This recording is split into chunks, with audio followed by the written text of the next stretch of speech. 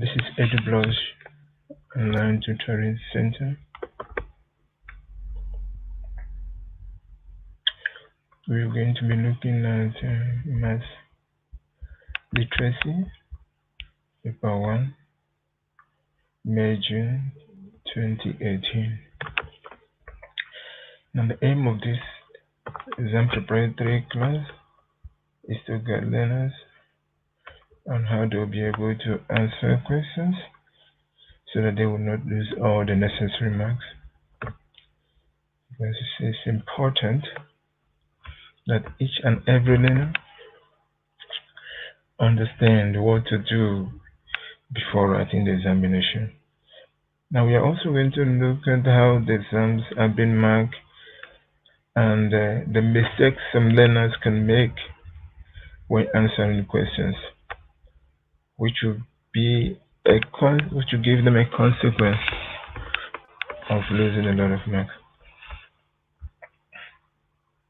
So once again, I welcome you to EduBlog. Now before you start answering your questions, it's imperative that you go through the instructions and the information given in the question paper.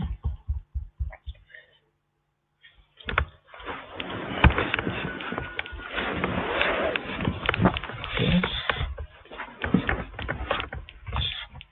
As you can see here, we are told that the question paper is made up of 5 questions, and you are asked to answer all the questions. So that is information 1.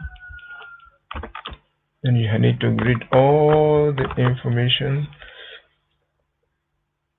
to guide you so that you will maximize your marks.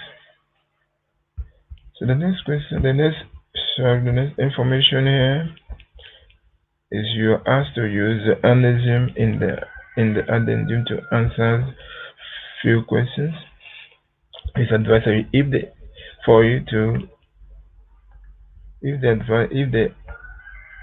addendum is at the back of your question paper, it's advisable for you to just take it out, place it very close to where you are writing, or close to your writing part, so that you'll be able to read it quickly because of time. Now, all the instructions here are very important.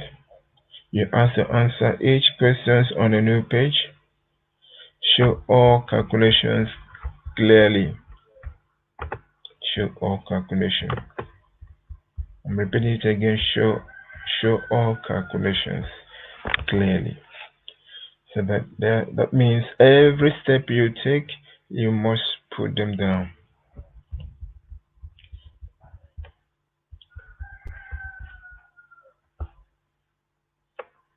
Also, the last instruction, you have to write neatly and legibly to enable the markers to know what you are writing.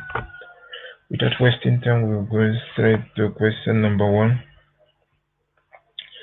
Question number 1 tests the learners on the ability to interpret graphs, understand what the graph is all about. So it is advisable for the learners to read the whole information before jumping into the question.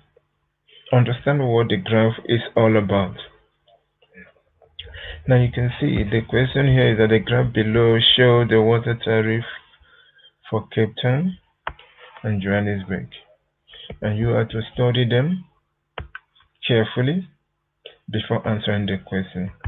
Now it's advisable for you as a learner to look at the first column here, where you have step 1 to step 6. Step 1 to step 6, by the right hand side you can see the range of the kiloliters of water used. Now you can see here that we have 2 prices per kiloliter. One is free for the first one, then the other one is 4 rand 56 cents. Now you can see that we have two graphs. Once you have to check properly and see what does each of them stand for. Then if you move down, you can see there's a key. Now this key here tells you the dark bar graph is for 2016-2017, and the light one is 2017-2018. So you must know that information. So you must also know what this place means, which is a percentage increase. Now you can see the percentage increase on step 2, percentage increase on step 3, percentage increase on step 4, so on and so forth. You can see you check the Cape Town, check that of Johannesburg before you move into the question.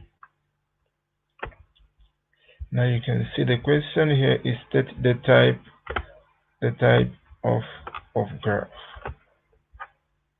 By looking at the graph, we know it is a bar graph, but there must be an adjective to qualify this type of bar graph.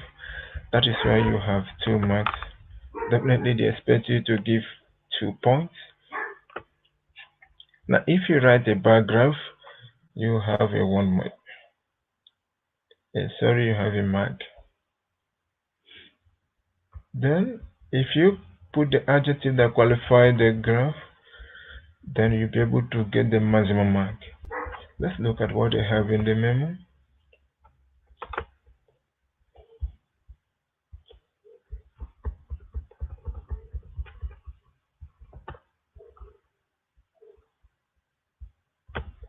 You can see here we have the bar graph, 1 mark, then a horizontal, double, compound, multiple.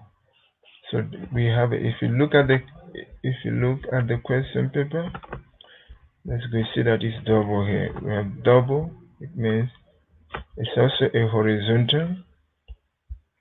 Now because it's double, it can also be classified as a multiple. So any of the adjectives can be used to qualify this type of graph. Then the next question here is arrange Cape Town's percentage increase in descending order.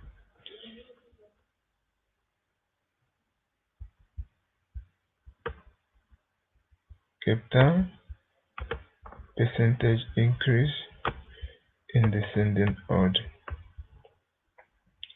Now you go to where we have a percentage increase,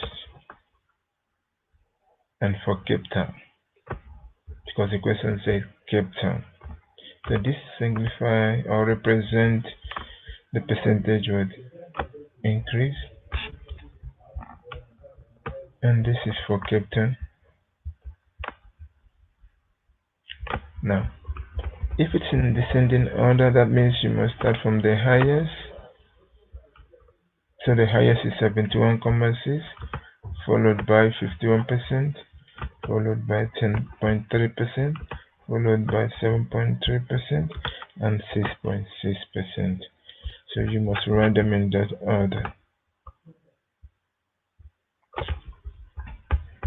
Now you can see, if you're able to put all the values, you have your 1 mark. Then if you put them in the descending order, you have your 2nd mark. The next question, identify the step that indicates the largest increase. Largest increase, not in percentage, rather in rand. For which city? Cape Town. And between 2016 to 2018. Now you can see that we are dealing with the percentage, the increase, sorry, not the percentage, the increase in rand for Cape Town. And the mistake some learners can make is that they will, instead of going to the Cape Town, they'll go to Johannesburg. So they might get lucky and get 1 mark if the memo says so, but if the memo doesn't say so, then you lose all the marks. So it's advisable for you to read the questions properly, then go to the area where you are asked the question. Now you can see here in Cape Town where we have the highest amount of a tariff per liter is in step 6. It's in step 6. You can see here in step 6.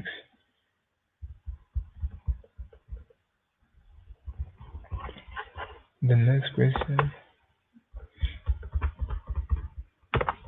understanding the graph is important. Determine in which one of the two city water is more expensive, in which of them. 2 marks. 2 marks. In which of them? And let's go here. So Cape Town first. Let's check the first one. The step 1. You can also check the step 1 of Johannesburg. You can see the step 1 of Johannesburg is more expensive than that of the Cape Town. But the rest of the Cape Town is more expensive than that of the Johannesburg. So generally, Cape Town is more expensive. But if you write a Joburg in step 1, you might also be lucky to have a mark given to you. You see, Cape Town generally is more expensive, but you also accept Joburg step 1 full mark. So not Joburg generally, but if you only state Joburg step 1, but it is advisable for you to focus on the one that has the dominant increase in the tariff. The next question here is calculating the cost of 3.5 kiloliter of water in Johannesburg during 2017-2018, and also 3.5 kiloliters of water and the cost. So these are the major points. Now the first you need to identify in Johannesburg, which step do you have a liter 3.5 kiloliter. And let's go up there. You can see in Johannesburg you have the first step is 0 to 6, where 3.5 kiloliters fall in. Now you can see one kiloliter costs R7.14. Then how will you be able to do the calculation? If 1 kiloliter costs R7.14, so you're simply going to multiply this by what? R7.14. It will give you the complete cost for 3.5 liters. So it is important for you to first tell us what you have done. You write the cost, then you tell us the mathematical operations you use to arrive at your answer. So can you see now? Substitution for 7 point is half mark, then your simplification is another mark to give you the complete mark. Now you can see the next question is that the data given categorically or numerically. You can see we are dealing with numbers, so it is numerical. The next question is also testing an ability to answer questions relating to some figures given to you. Now here, the price list given below shows the selling price and the profit for different type of clocks. We asked to study it. Now what are you going to study? You check the informations. You are given 4 clocks, and each of them you have the selling price and the profit. Selling price and the profit For clock B.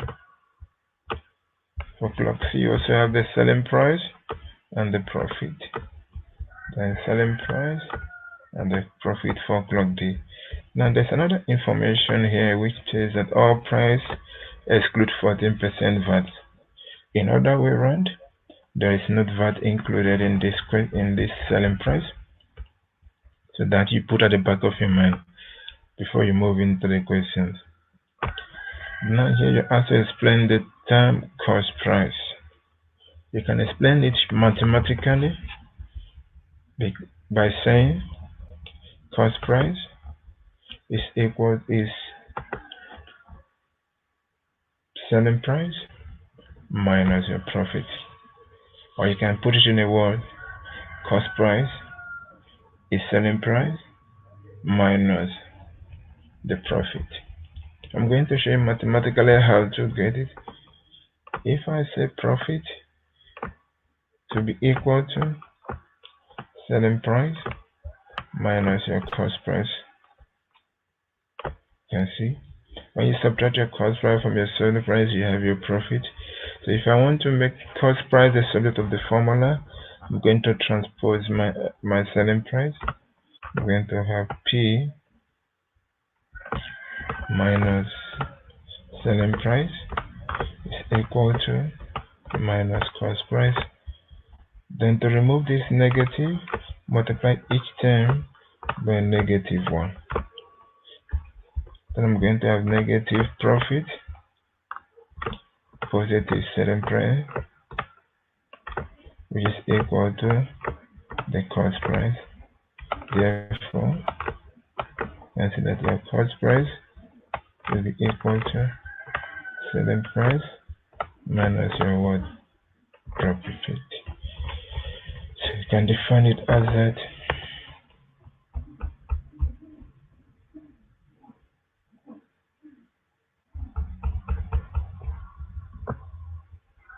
You can see here selling price minus profit, or simply the amount of money needed to make an item. So you can be given a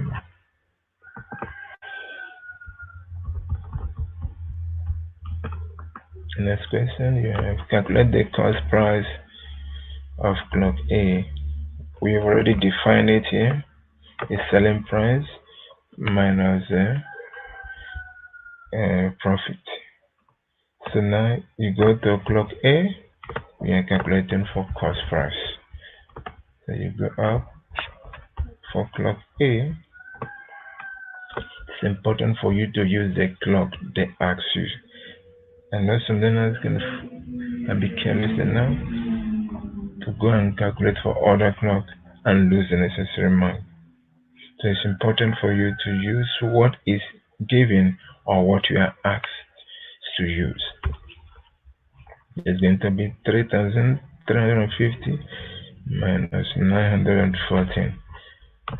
You must write them in full, step by step, stepwise. You see here, this minus this is 1 mark. Correct values. Then your simplification is another mark.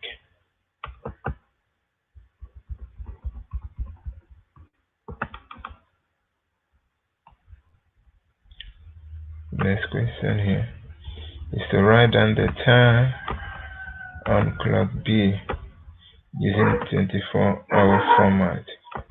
There's another information.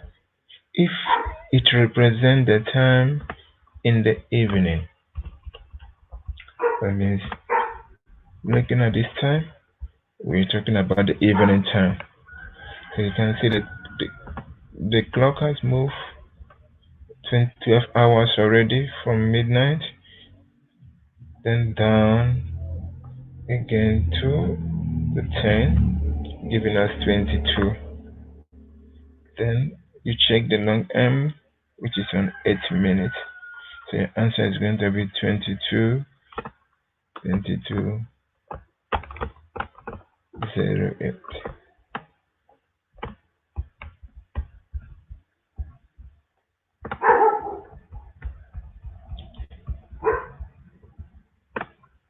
You can see it's 2208.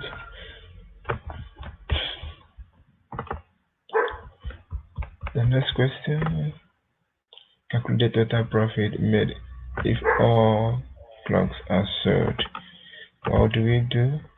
You just write them the profit of clock A plus profit of clock B plus clock equal profit of C plus profit of clock D.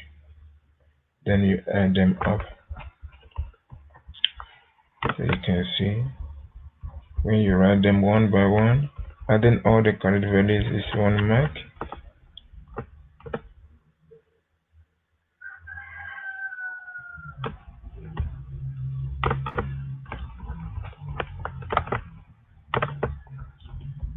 Then your simplification is another mark.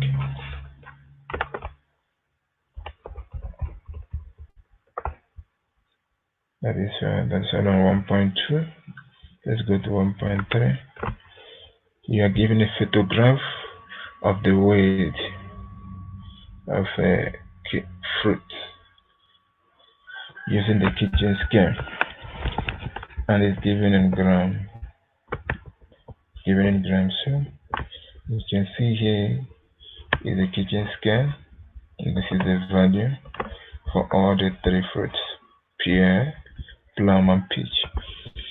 Then you can see another additional information here that the mass of the pear is 120 grams, and the mass of the plum is half of the mass of the pear. So you can quickly write it there that this is going to be 64 grams, because half of 128 is 64. There's another information given to us that 1 kilogram is equal to 1000 grams, which is a standard conversion rate.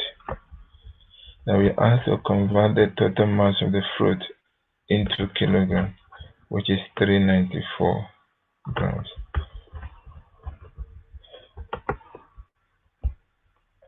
Let me explain something using the whiteboard. Remember, the standard is 1 kilogram to 1000 grams.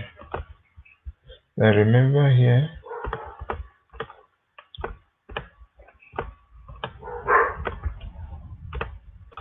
that 1 kilogram will give us 1000 grams.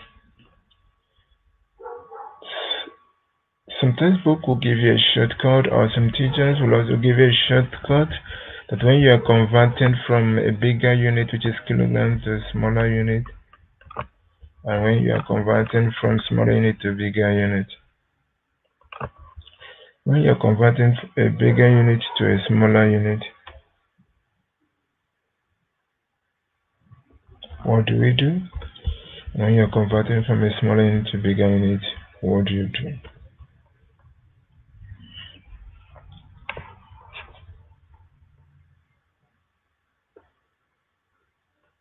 Now, when you are converting from a bigger unit to a smaller unit, you will multiply.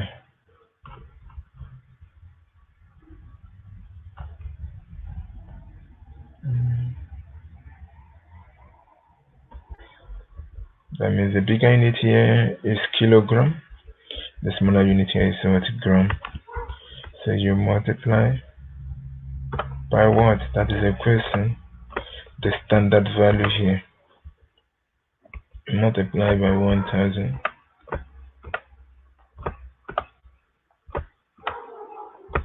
And when you're converting from a smaller one to the bigger one, you divide by the same standard 1000. The same thing is applicable when you're converting from millimeter to centimeter.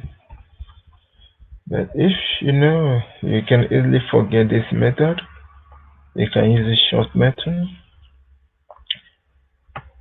by saying that 1 kilogram will give us 1000 grams, which is a standard conversion.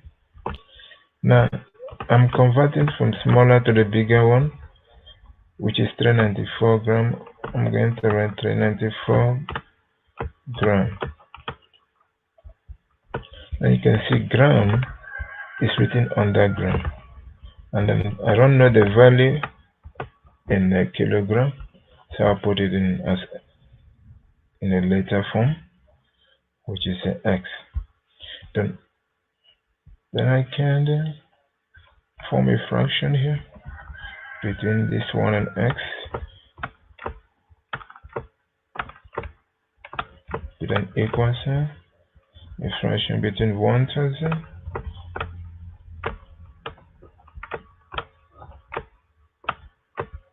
and 394. I know that my answer is going to be in kilogram. So I'll cross multiply the numerator, multiply the denominator, and the denominator of the other fraction, multiply the numerator. So you can see that x, which is the denominator in the other fraction, multiply the numerator, which is 1000. So I'm going to have 1000 x,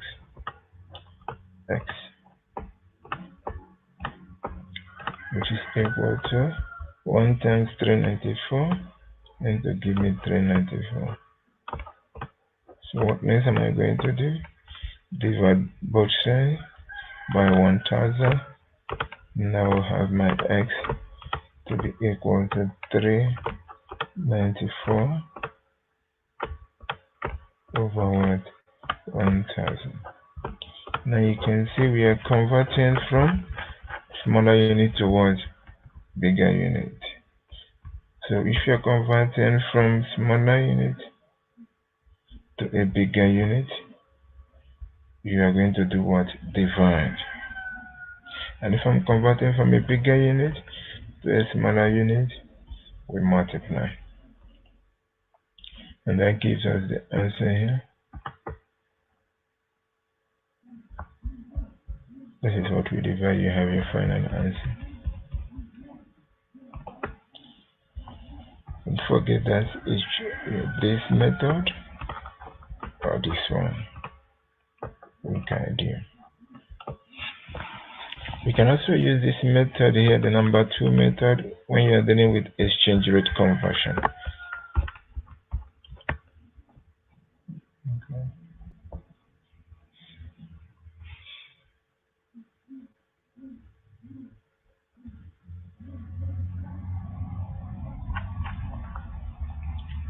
Let's move on to the next question.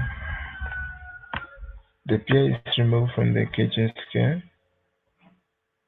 Rather than the new reading in grams, not in kilogram. So we already know the mass of the pear.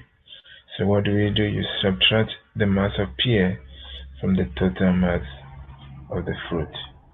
First of all, you must write it out here. Can you see? 394 minus 128. You must indicate that this 1 mark before you simplify to have your final answer.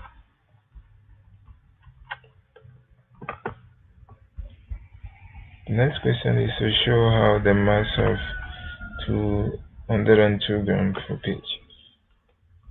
This also involves subtracting the mass of pear and the mass of plum from the total mass here. So you must state it first. 394 minus 128 minus 64. Now you must also show us how we got 64 by dividing 128 by 2. And before you put your final answer. The next question here, not the last one, is determine the probability of randomly selecting a banana from the fruit placed on the kitchen scale. What is probability? Probability is equal to the number of events over the total sample space. Now you can see that the number of events is going to be 0. Reason? We don't have banana. in the fruit set. And the total number of events or the sample space is 3, representing 3 fruits. We have here 1, 2, and 3. So the probability is going to be 0/3. So your answer is going to be 0. Let's check.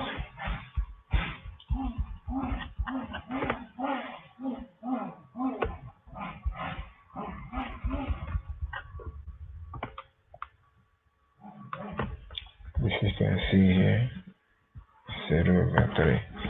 You have your complete mark.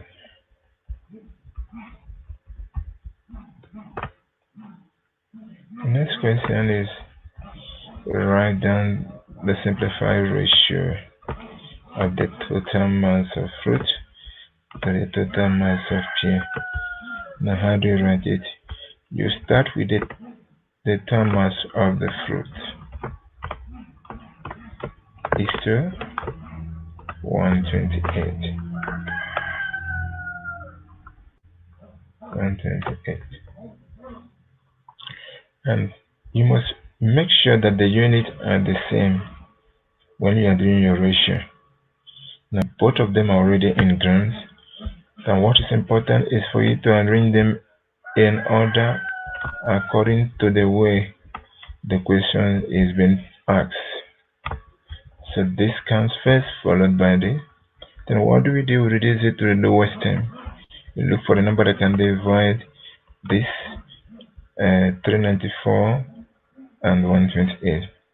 And if you look at it, it's only 2 that can divide both of them because the last digit here is 4 and the last digit here is 8, which are all even numbers.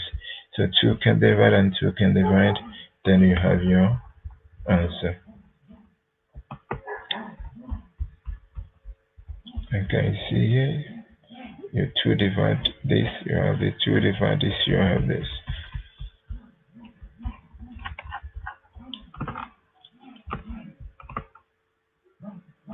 Now if you reverse the order, that means the P are coming before the total mass, you're only going to have 1 mark and lose the rest of the mark. So that is why it's advisable for you to follow the order in which the question is asked. Now,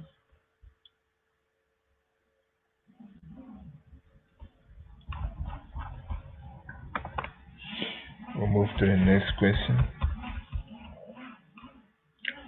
So in summary on question number 1, you are just tested an ability to interpret graphs, ability to read and understand figures, and use them to answer questions related to them.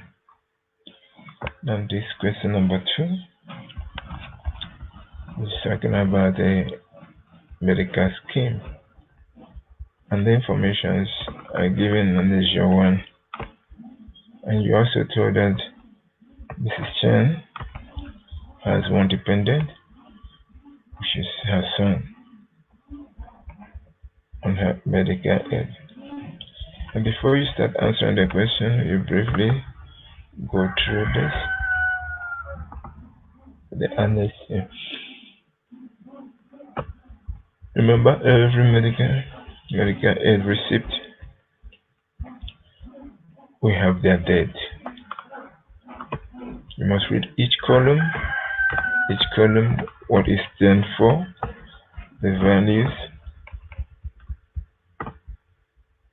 one by one. And let's go to the question. Which month is covered by the statement? You can see is what? December. So you have your 2 marks. State why the member had to pay this amount, 445 rand 10 cents, to the supplier. The only reason that the person can pay is if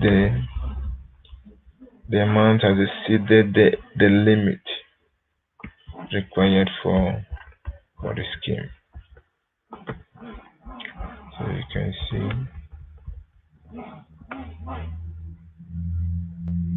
December. You see that the overall limit is exceeded. The next question is to write down the name of the general practitioner visited. You go back to your leisure A. You check on the column where you have people they visited or the pharmacy they visited. You can see we have this scheme here. Here you can also see you have the general practitioner. Now what is the name of the general practitioner? The scheme here is what? Dr. M. Lamine. Just write the name and you have your marks given to you.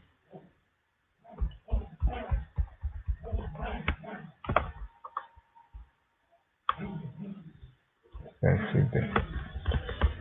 Then the next question. Calculate the new price of the acute medication if there's increase by 6.3%. You are looking for the new price. Sorry. You go back to the addendum. You must find out where you have the price for the acute, which is your 736 rand 90 cents. Now we are going to find 6.3% increment of this. There are two ways you can do it. You can first find 6.3% of this. Then the answer you get, you add it back to this 736. In other way, you can say 6.3 over 100 times this amount here. Then you have your answer. Then that answer, you add it back to this to give you the new price. Your other way around, because an increment, you add 100% to the 6.3%. Then you have 106.3%. Then now you write 106.3%. That means 106.3 over 100 times this price. It will give you the amount directly. You can see from the memo here.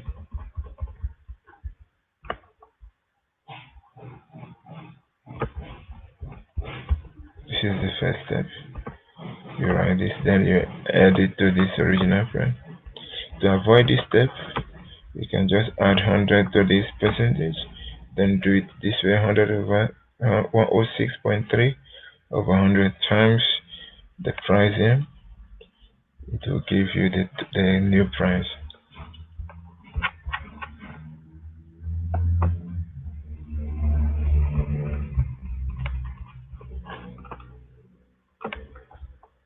The next one is to calculate the total amount of tax claimable in the previous statement, not this present one.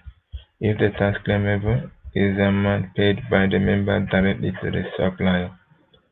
Now we will need to go back to the addendum, look for where we have tax claimable to the date. You can see the way you have it is here, which give us 5,326.66 cents. And this the state in the question that it is the amount paid by the member directly to the supplier. Then you can see this includes the previous one, the previous month, and this month. And you can see here members paid to the supplier here this amount this month, giving us the total of this. So for you to be able to get the previous one, you subtract this from the total, which will give you the previous tax claimable.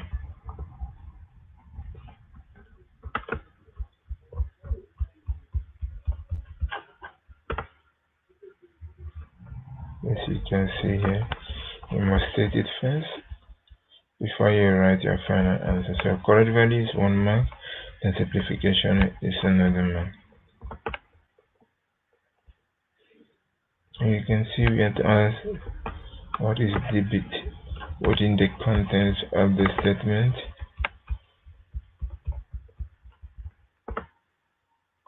So the money the member must pay to the supplier.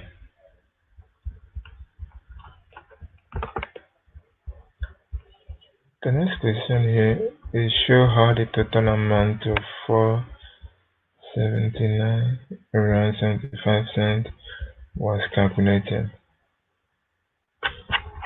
Let's go back to the addendum. We look at this column here, or look at where you have the price here. It's simple.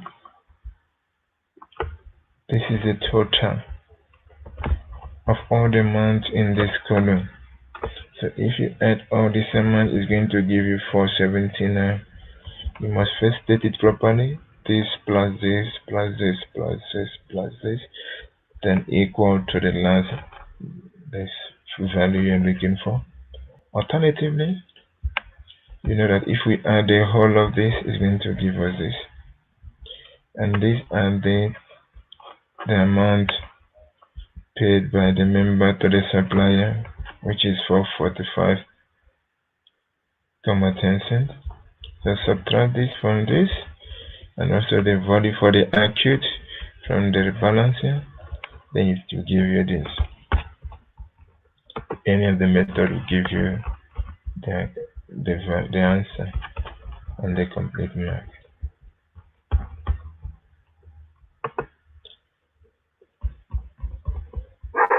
The next question here, 2.2. You see here, John is interested in running a small internet station in a coffee shop. He searches the internet and finds advertisement below. Here you can see all price include what? VAT. Now this PPH is the price, previous price and the present price. UTM, the past price and the present price. So you can answer the question below. The first question, what does the acronym VAT stand for? Which is value added tax. And the next question is to calculate the amount of VAT payable on the old price. How do we calculate that? One of the ways you can calculate that is by using this formula. Is VAT included price is equal to VAT excluded price plus the percentage of VAT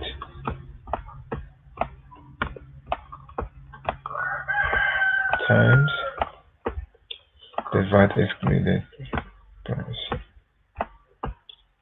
I see. Now remember, we are asked to find the VAT, not this VAT, not the VAT excluded.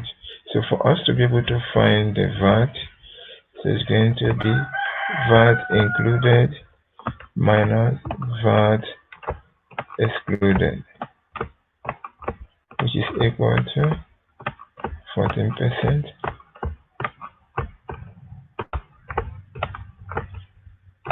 of VAT excluded. And the little problem we have here is that VAT excluded is not given, so we only have VAT included, which is our 988. Then we can make VAT excluded to be a letter A. Then here you change it to decimal to give us 0.14. Here is A times A. We have to give us A here.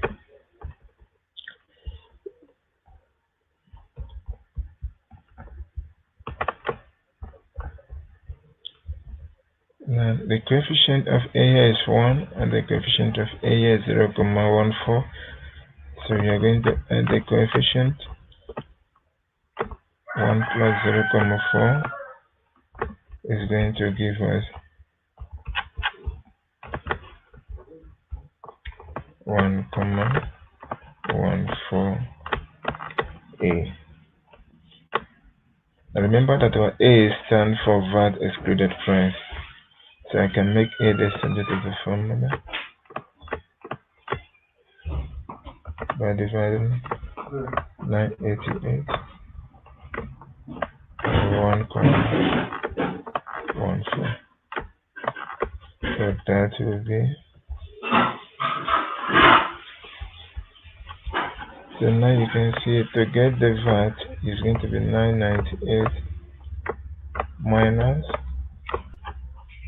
the VAT excluded price, which you've already calculated as A, which is 1.147988 divided by to give you the answer you're looking for. If you check in the memo, you can see different methods can be answered. The first one is that you can add 100 to this percentage, then divide it by what? 114%, then multiply with this directly, it will give you this answer. Or you will first divide by 1.14, then you multiply by 0.14 to give you this. Or you use this method. This is the one I have explained on the whiteboard.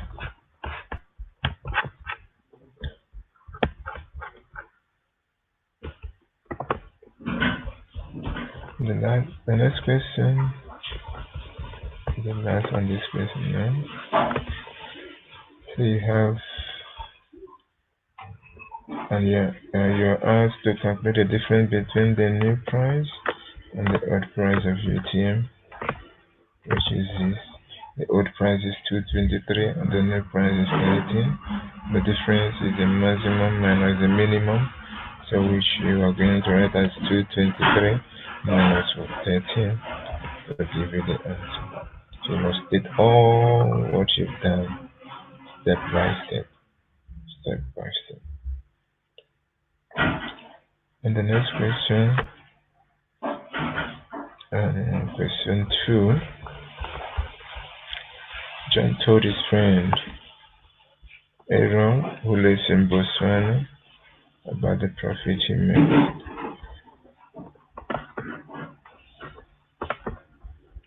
So his friend decided to join as a business partner, and they made a decision to share the profit in the ratio of 3:2. That means John will receive 3 units and his friend will receive 2 units. And there's another information given here, which is the exchange rate.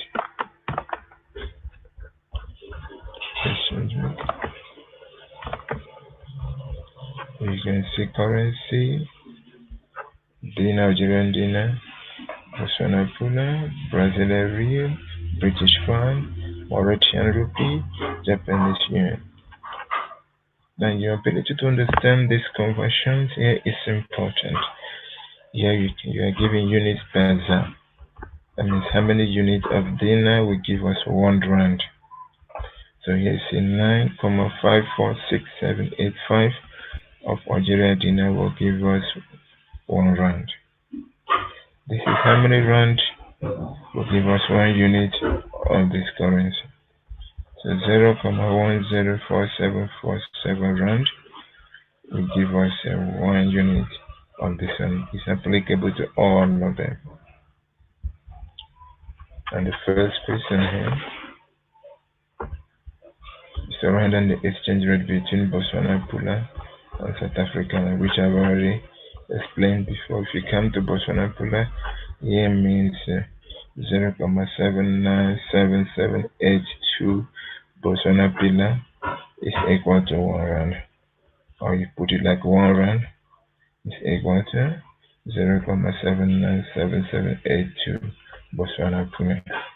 Or you can write this one, that 1 Botswana puna is equal to 1,253,475 South African rand.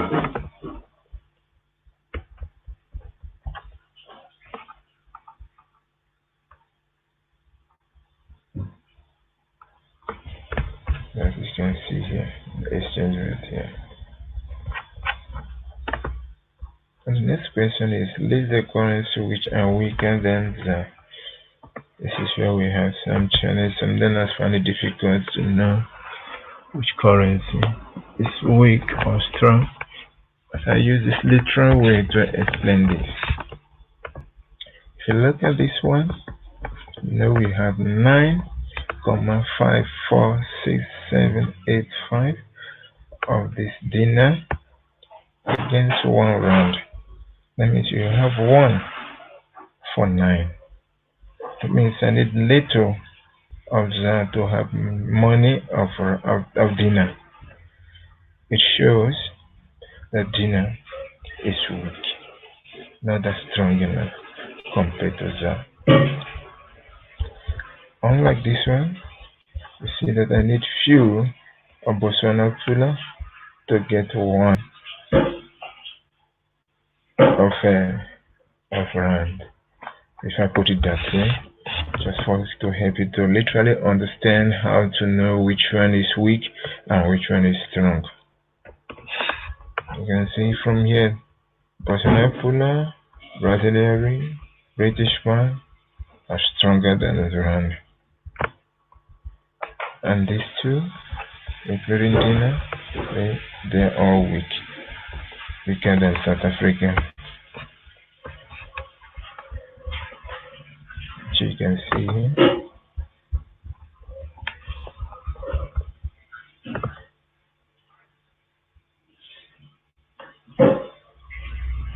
The rupee, dinar, and yen.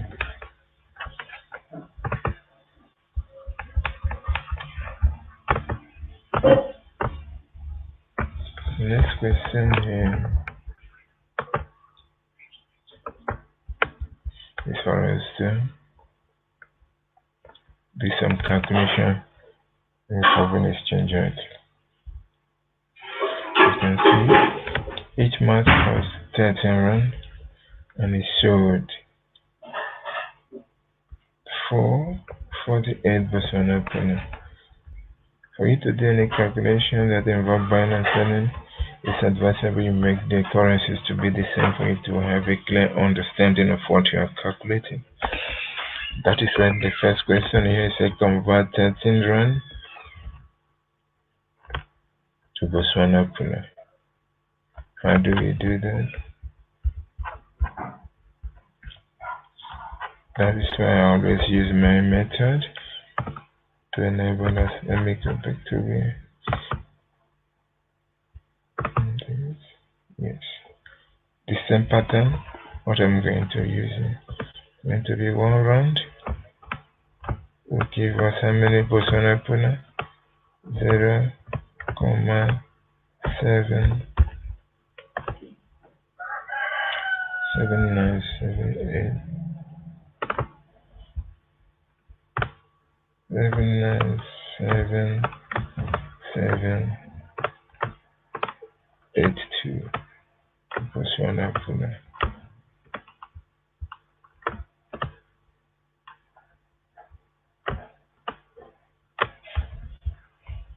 So I'm converting from rand to pula.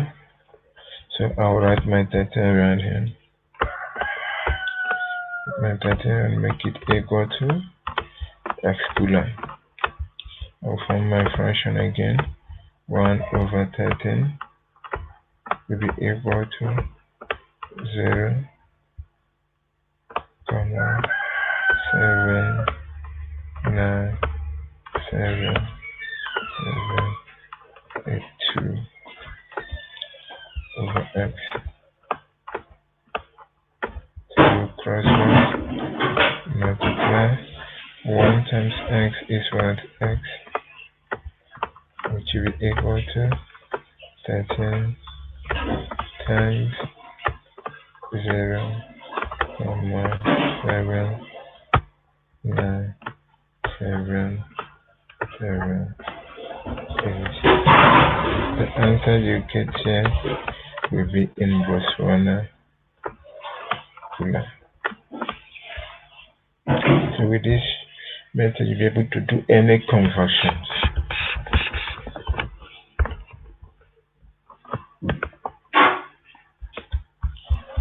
So you can see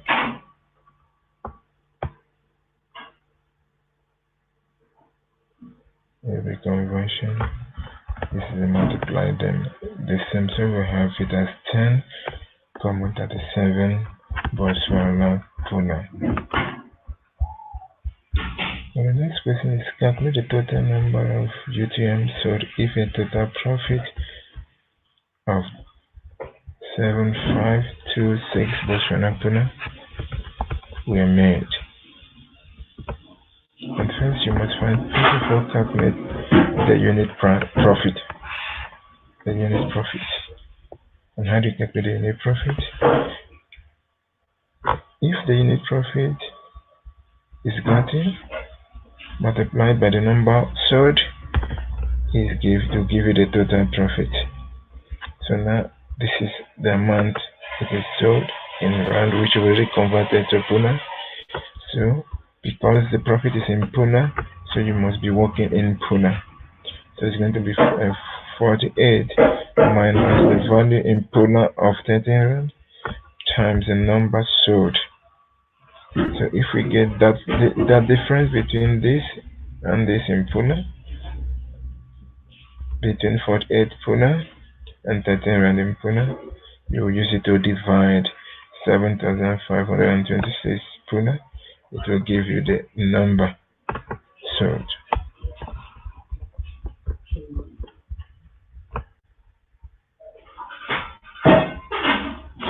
So this is what you can see.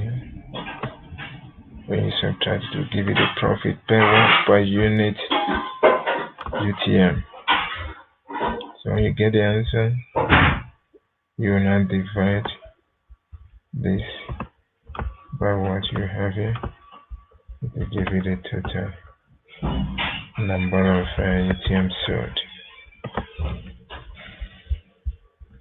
The next question is to calculate the amount in the Botswana Pula that NO will receive if a total profit that gives us straight to the ratio of sharing the profit. So that means NO will take 2 share, while John take 3. So how do we calculate this? We first of all find the sum of ratio, where we add 3 to 2 to give us what? 5. Then we are going to say 2 over 5, which is the sum of the ratio, times the profit. It will give us the share of error.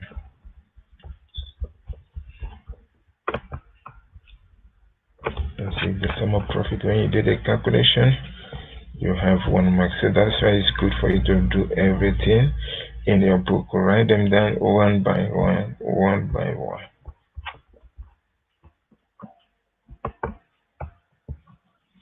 The last question there, on question number 2, show how the original dinner of 0,1047 per unit was obtained.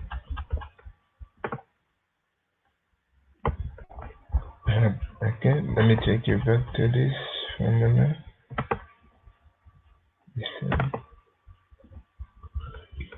Let me save it here.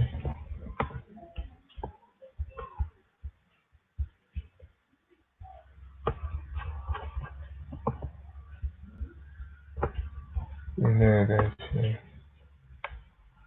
1 round will give us 9,5467 5467 6785 of dinner. Then 1 dinner will be equal to having a round. Let me see. So that means it's going to be 1 over x is equal to 9,54,6,7,8,5 over 1. We'll cross multiply. We're going to have 9,5,4,6,7,8,5 x equal to 1. Then you divide both sides by 9,5,6,7,8 to get your x. That means you're going to have your x to be 1 over 9,54,6,7,8,5, which you can see here to give us the final answer.